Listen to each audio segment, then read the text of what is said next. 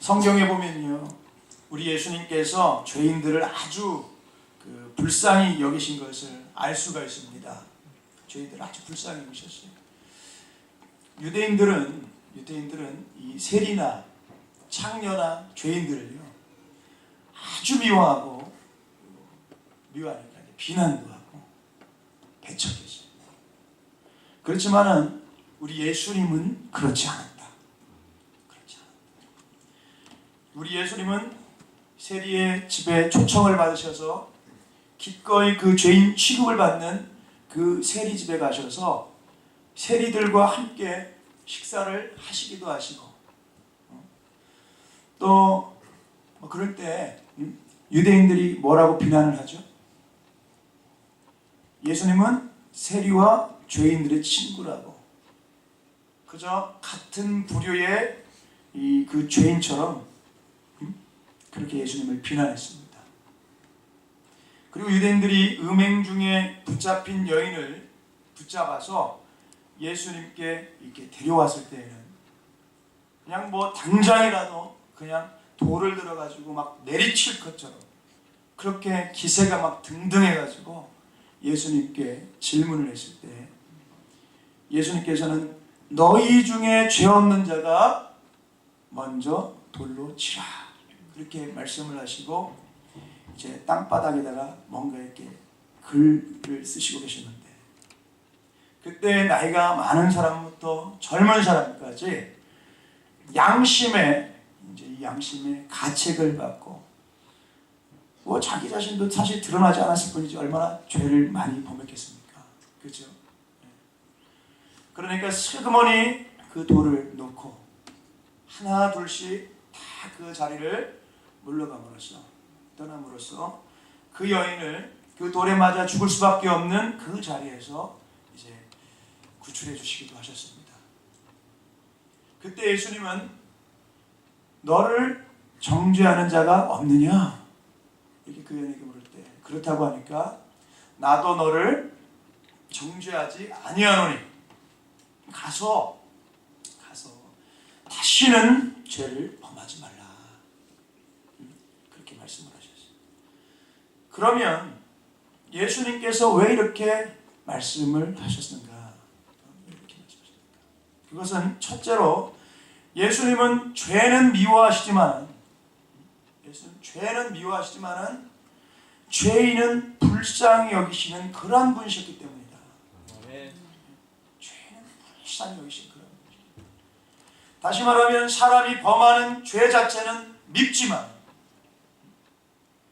그 죄를 지을 수밖에 없는 그 연약한 인간들을 불쌍히 여겨주시는 그러한 분이시기 때문에 죄인들을 미워하지 아니하시고 죄인들을 불쌍히 긍휼히 여기신 것이라는 거예요. 또 두 번째 이유는 예수님은 의인을 부르러 이 세상에 오신 것이 아니고 죄인을 갖다가 회개시켜서 구원받게 하려고 오셨기 때문인 것입니다. 누가복음 5장 31절로 32절에 보면요, 이런 말씀이냐, 제가 대독합니다. 예수께서 대답하여 이르시되 건강한 자에게는 의사가 쓸데없고 병든 자에게라야 쓸데있나니 내가 의인을 부르러 온 것이 아니요 죄인을 불러 회개시키러 왔노라. 아멘. 네. 건강한 사람에게 무슨 의사가 필요하겠어요? 그렇죠? 의사는 병든 자에게 필요합니다. 그렇죠? 우리 예수님도 마찬가지라는 예수님입니다. 예수님이 왜 하늘 보좌를 버리시고 이 땅 가운데 이 세상까지 오셨느냐? 의인 찾으러 오신 것이 아니라는 거예요. 진짜 의인을 찾으러 오신 것이 아니다.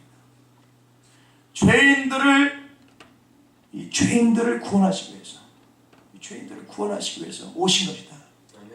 아멘. 아멘. 그리고 세 번째로 왜 예수님은 이렇게 죄인들을 불쌍히 긍휼히 여기셨느냐? 마태복음 1장 21절 말씀대로요, 예수님은 죄인들을 그들의 죄에서 구원하기 위해서 십자가에 못 박혀 죽기 위해 이 세상 가운데 오셨기 때문이라는 거예요. 예수님은 죄인을 구원하기 위해서 오신 분이십니다. 아멘. 아멘. 아멘.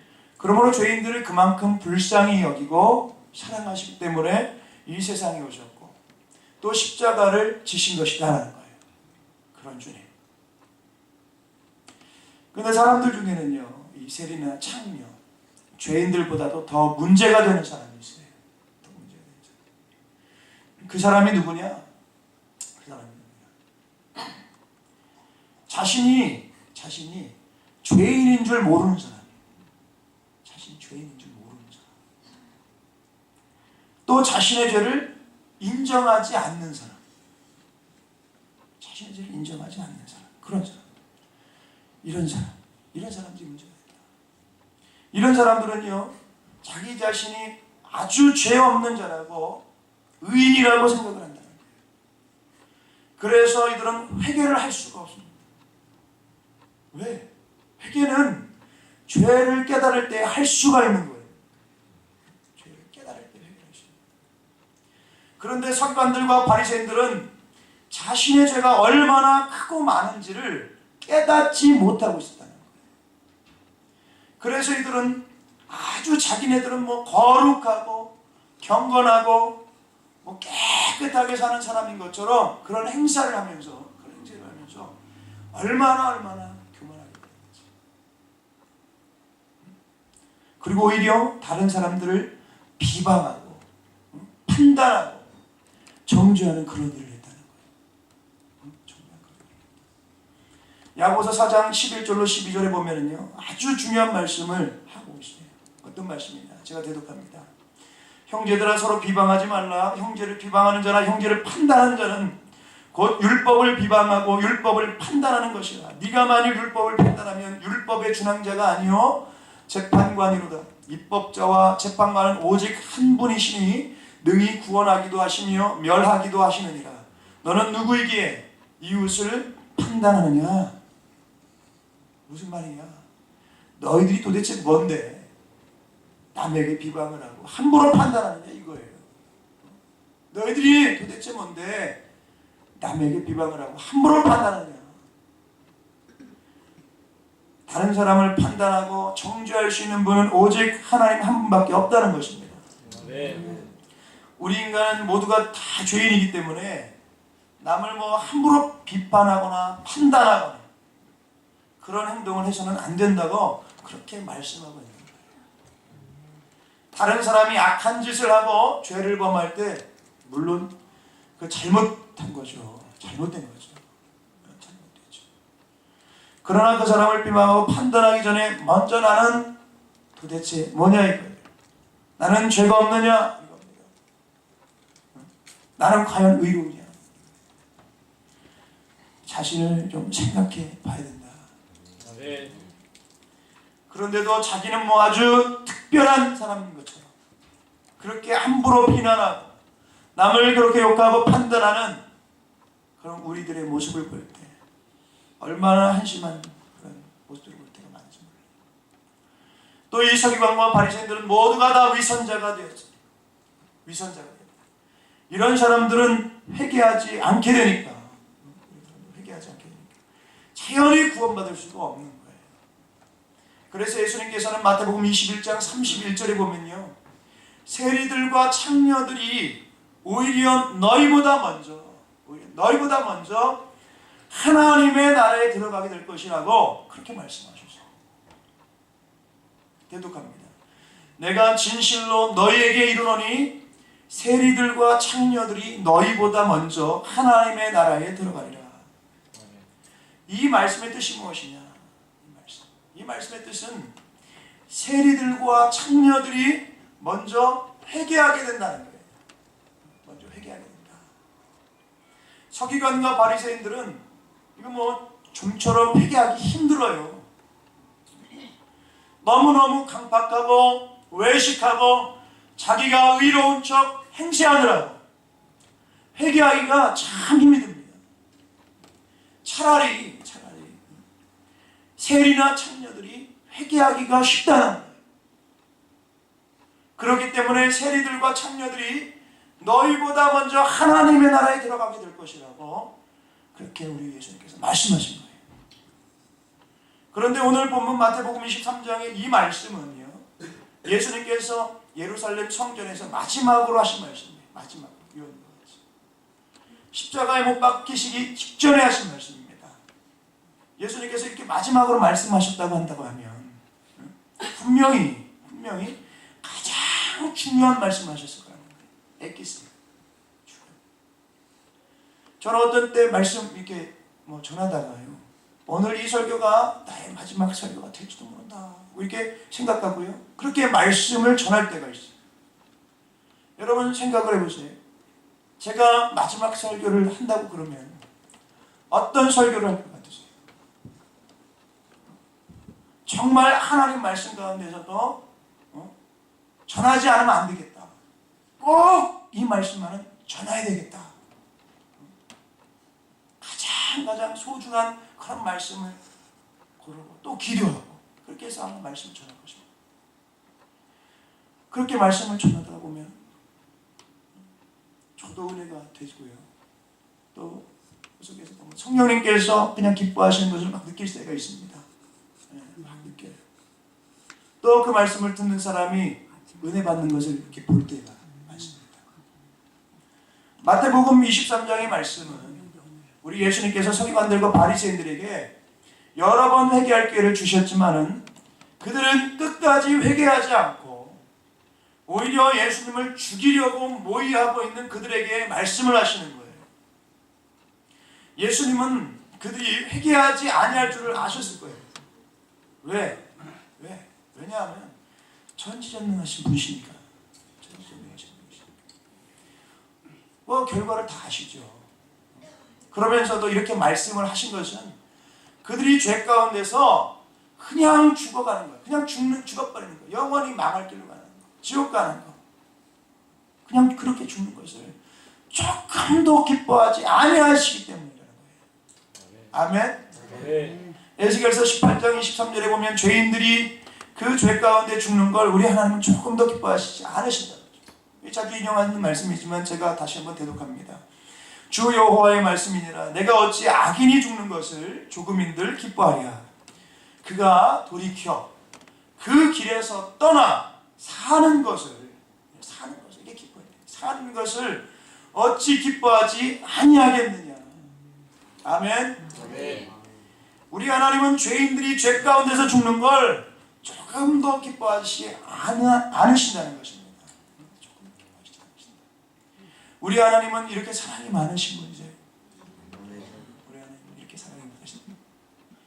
아무리 죄가 많아도 정말 진실하게 회개하고 돌이켜 사는 것을 원하시는 분이시지, 그냥 그 죄 가운데 망하고 그대로 멸망하는 걸, 지옥 가는 걸 조금도 기뻐하지 아니하시는 그렇게 좋으신 분이라는 것입니다.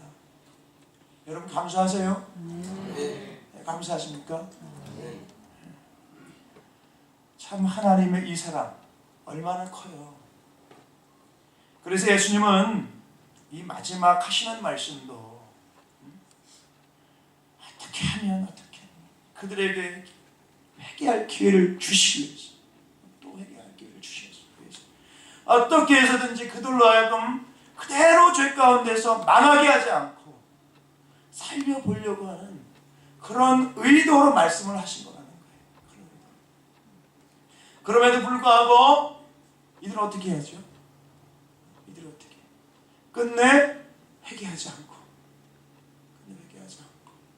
오히려 예수님을 십자가에 못 박아 죽어버리는 그런 극악무도한 죄를 범하게 됩니다. 누구든지 회개하지 아니하면 더 큰 죄를 범하게 된다는 사실을 우리가 알아야 됩니다. 회개하지 않으면, 그때마다 회개하지 않으면, 기도하지 않으면, 주님 앞에 나가지 않으면 더 큰 죄를 범하게 된다는 거예요. 우리가 마음속으로 남을 미워하기만 해도 이미 살인한 것과 같다고 우리 예수님께서 말씀하셨잖아요. 여러분, 우리가 마음속으로 남을 미워하기만 해도요, 이미 죄를 범하고 있다는 거예요. 이거 빨리 회개하지. 이거 회개하지 않고 자꾸만 그냥 미워하고 그래가지고 미움이 쌓이면요, 어떤 일이 벌어지느냐? 살인사건이 벌어진다는 거예요. 나중에는 살인사건이 벌어진다. 이 지금 혈기가 막 쌓이니까. 그렇잖아요. 작은 죄를 범할 때 빨리빨리 회개할수록 좋은 것입니다. 머뭇머뭇하다가 보면은 회개하지 않고 있다가 보면은 나중에 더 큰 죄를 범하게 되는 거예요. 그런데 잠언 16장 4절에 보면은 여호와께서 온갖 것을 그 쓰임에 적당하게 지으셨나니 악인도 악한 날에 적당하게 하셨느니라고 그렇게 말씀을 하고 있어요. 하나님께서는요 모든 것을 그 쓰임에 적당하게 만드셨대요. 적당하게 그 쓰임에. 그래서 악한 사람은 악한 날에 쓰임받게 하기 위해서 악한 날에 쓰임받게 하기 위해서 아주 적당하게 지으셨다는 것입니다. 말씀입니다. 예수님께서 우리 죄를 짊어지시고 십자가에 못 박혀 죽으시려고 하면요 누군가가 예수님을 죽이는 그런 역할을 해야 되잖아요. 그렇잖아요. 누군가가 예수님을 십자가에 못 박지 않으면 예수님이 우리를 위해서 죽으실 수가 없잖아요. 그런데 불행하게도 가장 하나님을 잘 섬기고 가장 경건하게 산다고 자부하는 이 서기관들과 바리새인들이 그 일을 했다고 하는 거예요. 목회자들 개념인 거죠. 잘 섬긴다. 하필이면 왜 이들이 이런 짓을 했는가? 그만큼 마음이 악하고 완악하고 강팍했기 때문이라는 거예요. 그러므로 그들은 그렇게 가장 해서는 안 되는 그런 가장 불행한 악한 짓을 하고 말았다. 사무엘상 22장 7절로 19절에 보면은 다윗이 도망 다닐 때요. 다윗이 사울 때 도망 다닐 때 그 대제사장 그 아히멜렉을 찾아가지고 먹을 것을 좀 있으면 달라고. 그때 먹을 걸 좀 주고 또 그 골리앗의 그 칼 가지고 있던 걸 이제 줍니다. 그때 그 사울의 목자장인 그 에돔 사람 도액이라고 하는 그 사람이요. 그걸 봤어요. 다윗이 온 것도 받고 음식을 얻어먹고 칼을 가지고 가는 걸 그걸 봐요. 그래가지고 이것을 일러 바칩니다. 보고를 한 거다. 좀 고상한 말. 누구에게 일러 바치냐? 누구에게 보고를 하느냐? 다윗을 죽이려고 하는 사울왕에게 보고를 해요. 사울왕. 그러니까 이 사울왕이 얼마나 막 지금 화가 났는지 이 아히멜렉을 불러가지고 야단을 칩니다. 근데 그것으로 그치는 것이 아니라 이 아히멜렉이 살고 있는 그 제사장들의 마을 노비라고 하는 그 마을에 있는 모든 제사장 85명 85명의 그 제사장이 에봇을 입고 있었는데 그 에봇을 입은 제사장 85명을 다 죽여버리라고 하는 거예요. 다 죽여버리라고. 그때 신하들 중에는 아무도 그 왕의 명령에 응하지 않습니다. 어떻게 그 제사장들을 다 죽이냐 이 말이에요. 그러면서 못 죽여요. 그때 이 도에게 저 왕이 그럼 네가 죽여라 이렇게 얘기하게 됩니다. 네가 죽여라. 이렇게 말할 때 이 에돔 사람 도액이요 85명의 그 에봇을 입은 제사장들을 다 죽일 뿐만이 아니라 그곳에 사는 모든 남녀와 아이들과 젖 먹는 자들과 소와 나귀와 양까지 다 칼로 쳐서 죽였다고 했어요. 다 칼로 쳐서. 하여튼 그냥 살아있는 건 다 죽여버렸다. 살아있는 건 그냥 씨를 말린 거예요. 다 죽여. 아니 무슨 죄가 그렇게 크다. 얼마나 잔인하게 죽인지. 그러니까 이 도액이라고 하는 사람은 그런 짓을 할 수 있는 사람이었다는 거예요. 그러니까 그렇게 쓰임을 받는 거죠. 그런 악한 짓을 할 때 아무나 그 짓을 할 수 있는 게 아닙니다. 말씀대로 다 적당하게 악인은 악한 날에 적당하게 지으셨기 때문에 그렇게 쓰임을 받는 거예요. 저와 여러분들은 꼭 이 기도를 하셔야 됩니다. 어떤 기도냐? 하나님 아버지, 저의 남은 인생 절대로 악한 도구가 되지 말게 하여 주시옵소서. 네. 선한 도구가 되게 하여 주시옵소서. 네.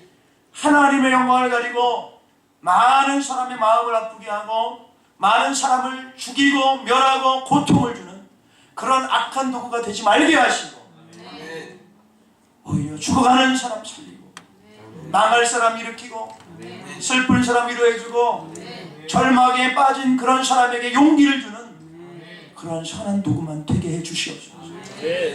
이렇게 꼭 기도하시기 바랍니다. 예수님이 십자가에 못 박히실 때도 보면요, 아주 악한 도구가 된 그런 사람들이 있어요. 누구예요? 예수님을 죽이는 일에 동참한 모든 사람들입니다. 예수님을 죽이는 그런 일에 모두 동참한 사람들. 예수님이 얼마나 좋은 하나님 말씀만 전하시고 얼마나 좋은 일을 많이 행하셨어요. 병든 자를 고치시고 죽은 자를 살리시고 오병이어의 기적을 통해서 많은 사람들을 먹이시고. 아니 예수님이 그 의롭지 아니한 일을 한 적이 없잖아요. 그럼에도 불구하고 합세해가지고 예수님을 죽이는 일에 동참한 사람, 이거는 이제 악한 도구가 된 사람들이죠. 그러나 선한 도구가 된 사람도 있습니다. 어떤 사람이 있나요? 우리가 잘 아는 것처럼 아리마대 요셉. 이 아리마대 요셉 같은 사람. 누가복음 23장 50절로 51절 말씀입니다. 공회 의원으로 선하고 의로운 요셉이라 하는 사람이 있으니 그들의, 이제 바리새인들의 그 교리와 행사에 찬성하지 아니한 자라. 이렇게. 그는 유대인의 동네에 아리마대 사람이요 하나님의 나라를 기다리는 자라. 이렇게. 이 사람.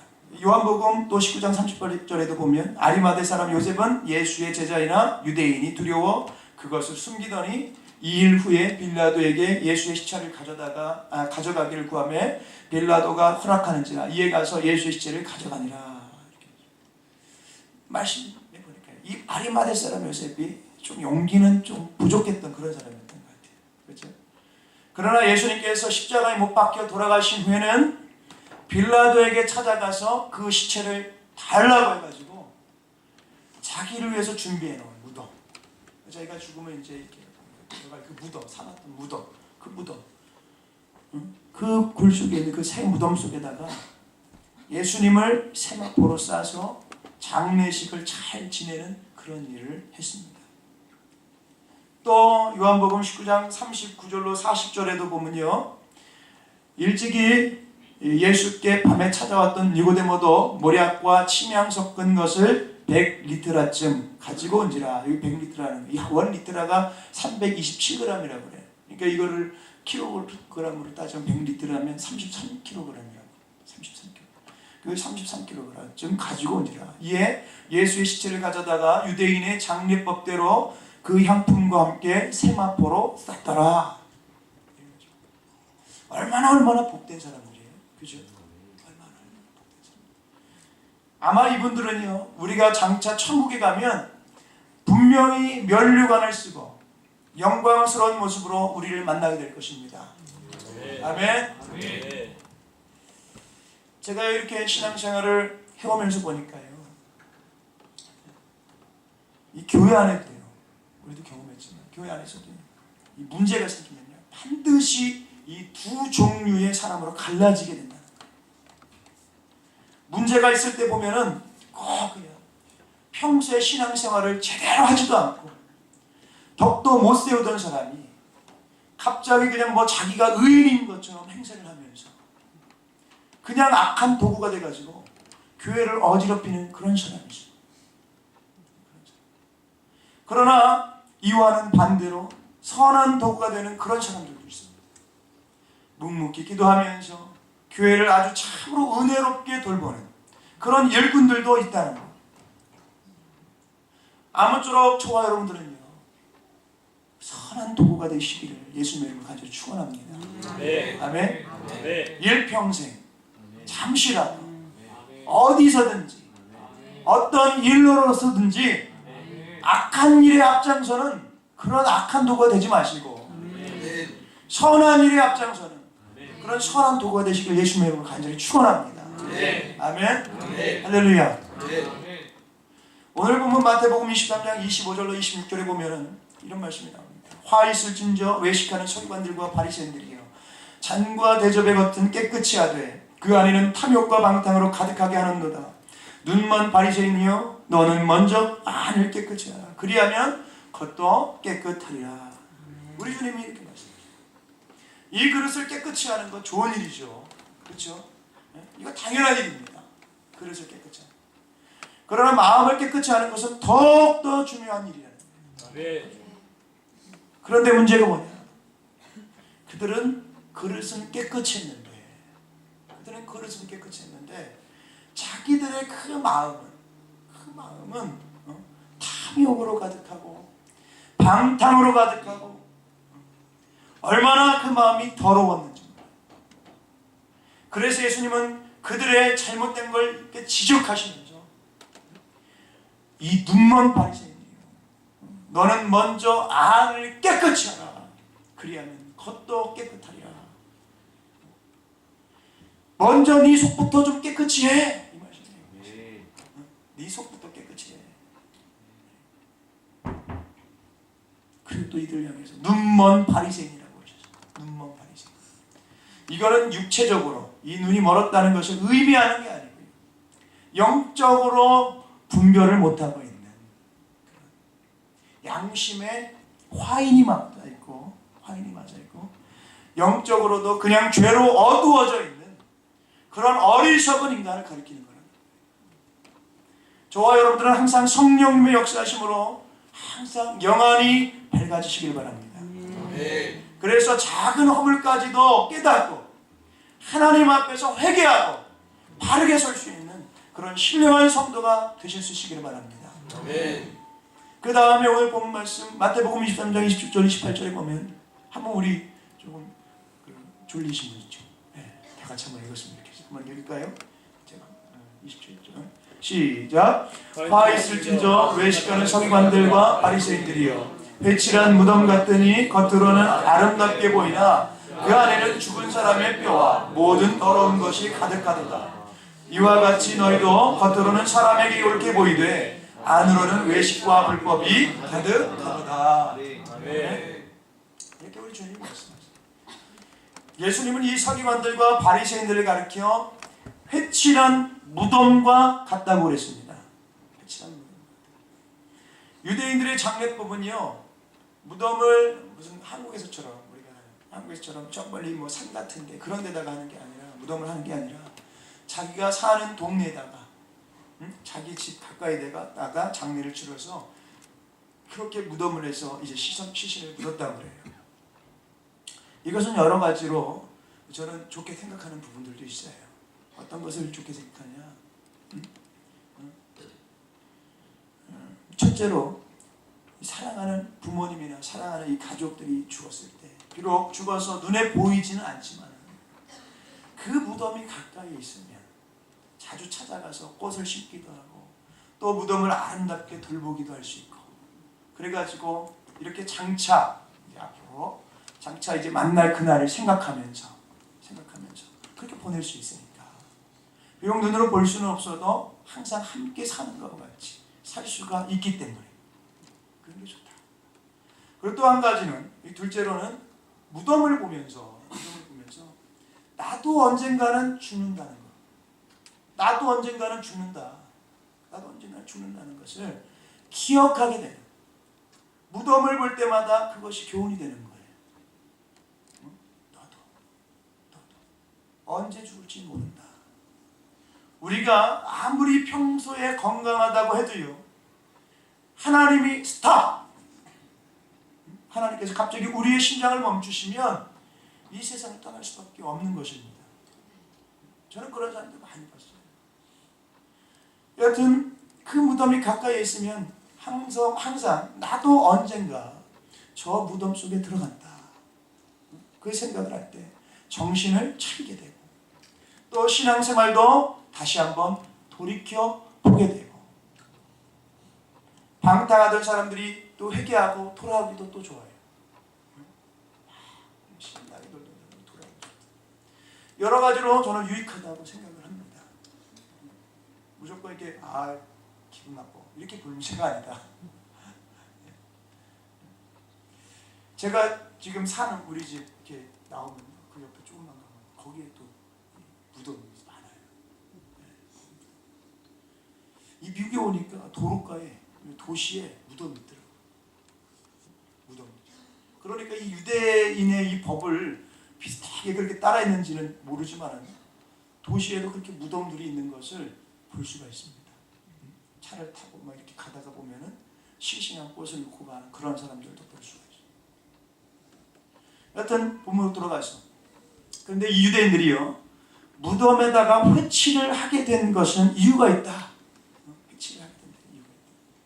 민수기 19장 16절에 보면은 누구든지 들에서 칼에 죽은 자나 시체나 사람의 뼈나 무덤을 만졌으면 이래 동안 부정하리니 무덤을 만지기만 해도 이래 동안 부정하다고.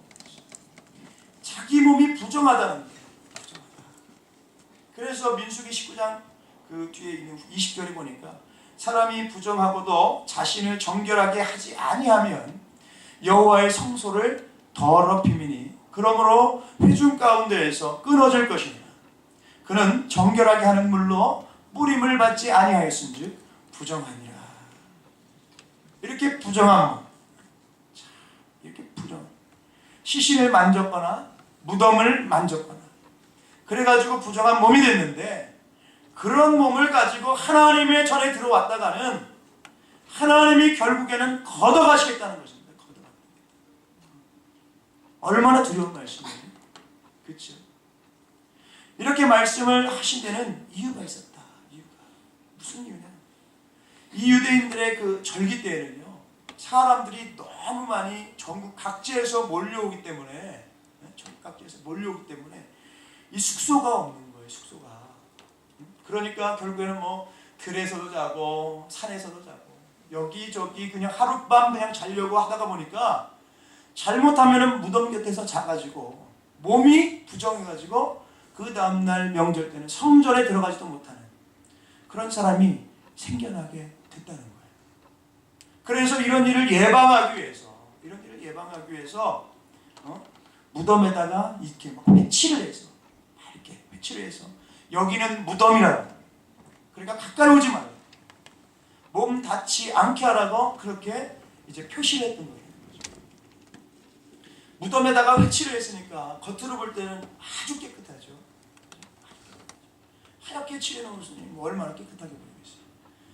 그러나 그 속에는 뭐가 있어요? 겉은 깨끗할지라도 그 속에는 뭐가 있어요? 죽은 사람의 뼈와 더러운 것이 가득 차 있습니다. 겉은 깨끗한데 속은 죽은 사람의 시체가 썩고 있는 거예요. 우리 예수님은 이 바리새인들과 서기관들을 가리켜서 너희들이 이 회칠한 무덤과 같다는 거예요. 너희들이 회칠한 무덤과 같다. 본문 28절에 보면 겉으로는 사람에게 옳게 보이되 안으로는 외식과 불법이 가득하도다. 우리 주님이 이렇게 말씀하셨어요. 사람은 누구나 사람들에게 인정을 받고 싶어하는 그런 마음이 있습니다. 특별히 살아있을 때뿐만이 아니라요.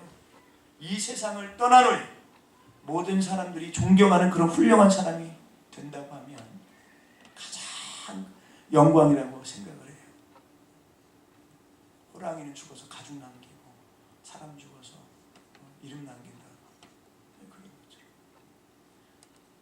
그래서 우리나라 보면 뭐 김일구 선생님이나 이순신이나 미국은 링컨 뭐 이러더라고요. 얼마나 온 백성이 존경을 해요. 이런 사람은 정말 성공한 사람이라고 그렇게 생각을 합니다. 그러나 사실은 하나님 앞에 인정받는 것이 무엇보다도 중요한 줄로 믿습니다. 아멘. 왜냐하면 누구나 다 하나님의 심판대 앞에 설 것이기 때문인 것입니다. 누구나 다 하나님 앞에, 하나님의 심판대 앞에 서게 될 것입니다. 누구든지 하나님의 심판대 앞에 서게 되면요, 예수님을 믿지 않는 사람들은 그들의 모든 죄가 다 드러나게 되고 심판을 받아서 지옥불에 들어가 영원히 고통을 당하게 될 것입니다. 이것도 모르고 사람들에게 옳게 보이려고 외식하는 이 서기관들과 바리새인들, 얼마나 미련하고 얼마나 어리석은 인간이에요. 그래서 예수님은 마태복음 23장 17절에 보면 이 어리석은 맹인들이다 그렇게 그랬고, 26절에 보면 눈먼 바리새인 그랬고, 깨닫지 못하는, 눈으로 이게 보면서도 깨닫지 못하는 그런 어리석은 사람이라고 지적을 하고 있는 것입니다. 우리 한번 따라서 해봤으면 좋겠습니다. 따라서 해볼까요? 하나님 앞에서는 정직한 자가 가장 지혜로운 사람이다. 아멘. 왜 그럴까요? 누구도 하나님을 속일 수가 없기 때문인 것입니다. 하나님 앞에서는 정직한 사람이 제일 지혜로운 사람인 거예요. 정직한 사람. 잠언 2장 7절에 보면 그는 정직한 자를 위하여 완전한 지혜를 예비하시며 행실이 온전한 자에게 방패가 되시나니 라고 말씀하고 있습니다. 성경에 보면요, 다윗은 열왕기상 25장 5절에 보니까 이렇게 합니다.